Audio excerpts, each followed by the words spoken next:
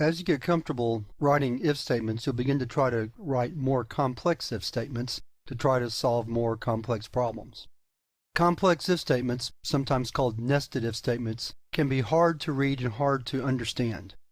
Let's take a look at the general form of a complex or nested if statement. This is just an example of a nested if-else statement. They don't all have to look like this. They can be different, depending on the problem that you're trying to solve. The general form of the nested if-else statement will include an outer if statement, followed by an inner if or multiple inner ifs, which may or may not have else statements with them. So here we have an outer if with an inner if-else, and then the else that goes with the outer if, with some statements, followed by an inner if-else. It's very important when you do write nested if statements to be sure to use indentation.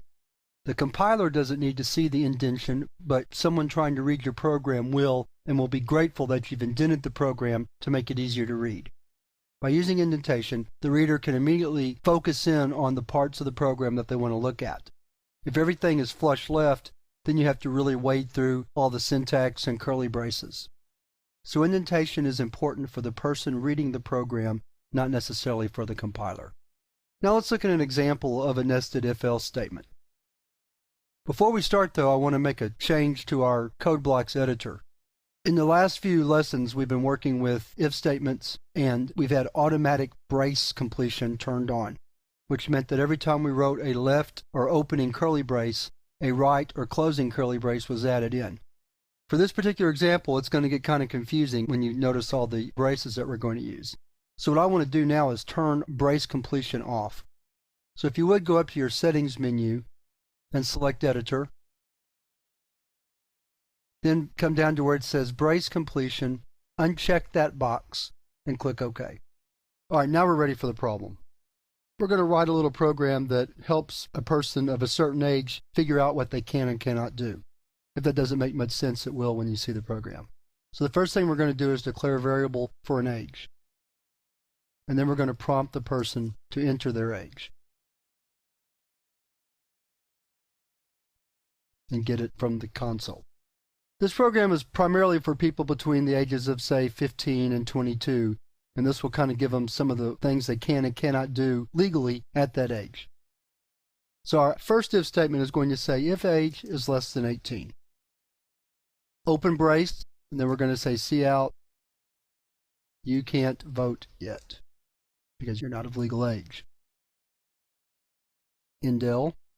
Now we're going to have an inner if, or a nested if statement, and say if they're less than 16, if the age is less than 16, then that person can't drive yet either. Close off that if with a closing brace. Then we'll have an else, which says you can drive, because they're at least 16 years old. Write an indel at the end of that line. And now we're ready to close off the else and then the if part of age being less than 18. Now we're ready to write the else part of that. If their age is 18 or greater, then the first thing we're going to write is that you can vote. And that's the first thing we're going to check for if they're 18 or greater. Then the next thing we want to do is check to see if they're less than 21, because that's the next big age milestone. And we'll say if they're less than 21 years old, they can vote, but you can't drink, at least not in most states. Close off that if, then have an else for that situation, which would mean that if they're not less than 21, they must be 21 or older, so they can vote, they can drive, and drink. And that finishes off the else part and closes out the complete if-else statement. Now we're ready to run and test the program, and we'll test it with ages less than 15 up to 22, say. So we've got several runs to go. First we need to build it, make sure that it compiles correctly, and it does. So we enter the first age as 15, It says you can't vote yet, you can't drive yet either, and that's right, because they're only 15 years old. We run it again, this time enter the age of 16. It says you can't vote yet, you can drive, and that's right. Run it again, this time enter 17, same result. Now we'll try 18. You can vote, but you can't drink. We might also want to say in there that they can drive, but that's really not part of the problem. 19 is going to be the same, and 20. Let's try 21. You can vote, you can drive, and drink. That covers everything. And then we might test 22, although if we get 21 right, then 22 is going to be the same. So there we go.